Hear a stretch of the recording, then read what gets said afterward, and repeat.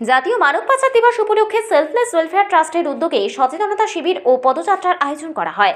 সাগরদিঘি শেখপাড়া কবরস্থানের পাশের বিল্ডিংয়ে সচেতনতা শিবির হয়। সচেতনতা শিবির শেষে পদযাত্রার মাধ্যমে অনুষ্ঠানের সমাপ্তি ঘটে। এই দিনের অনুষ্ঠানে উপস্থিত ছিলেন সেলফলেস ওয়েলফেয়ার ট্রাস্টের কর্ণধার আরিফ হোসেন, সভাপতি কামাল হাসান, এছাড়াও সাংবাদিক আলামিন শেখ, ট্রাস্টের পদস্থ কর্মকর্তারা থেকে সদস্যরা। ট্রাস্টের সভাপতি কামাল হাসান জানান, সেলফলেস ওয়েলফেয়ার ট্রাস্টের উদ্যোগে আজকের কর্মসূচিতে একটাই বার্তা প্রদান করা হয়েছে, মানব পাচার বন্ধ করা হোক। সমাজের কল্যাণে আমাদের সংগঠন বদ্ধপরিকর। ট্রাস্টের কর্ণধার আরিফ হোসেন জানান, শিশু ও নারী পাচার যেন নিত্যদিনের ঘটনা হয়ে দাঁড়িয়েছে। শিশু ও নারী পাচার হলেই প্রথম আঙুল আমাদের প্রশাসনের দিকে উঠে, কিন্তু এটা একেবারেই ঠিক নয়, কারণ আমাদেরকে সচেতন হতে হবে। উদ্দেশ্য হলো মানুষ সচেতন হোক, কারণ আমরা এই সেলফলেস ওয়েলফেয়ার ট্রাস্ট বরাবরই এরকম অ্যাওয়ারনেস প্রোগ্রাম করি।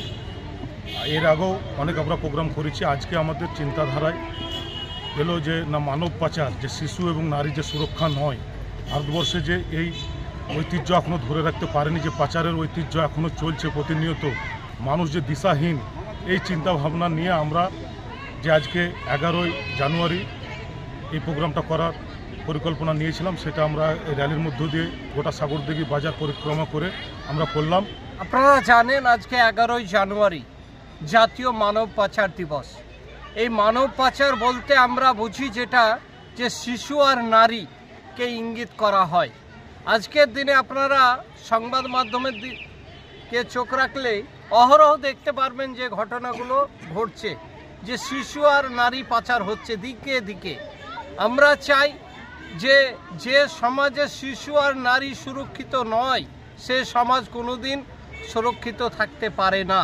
তাই আমাদের সেলফলেস ওয়েলফেয়ার ট্রাস্টের যে চিন্তা ভাবনা, যে শিশু আর নারীর পাচার বন্ধ হোক, আমাদের মূল স্লোগান। আমাদের ট্রাস্টের সেলফলেস ওয়েলফেয়ার ট্রাস্ট যে সংগঠন, শিশু আর নারী পাচার বন্ধ হোক, সকল মানুষের ভালো হোক, আমাদের চিন্তা ভাবনা। তাই আমরা এই কর্মসূচি করেছি। আগামী দিনে আরও বৃহত্তর কর্মসূচি করব, যাতে সমাজের কল্যাণকর দিকগুলো আমরা তুলে ধরব, যেন আমাদের এই সমাজ ব্যবস্থা আরও ডেভেলপ হয়। তার জন্য আমাদের যে সামাজিক ব্যাধিগুলো রয়েছে, সেই ব্যাধিগুলোর জন্য আমরা সচেতনমূলক প্রোগ্রাম করব। আগামী দিনে বাল্য বিবাহ। দক্ষিণ 24 পরগনা থেকে তপন কুমার দাসের রিপোর্ট, ডিএন নিউজ বাংলা।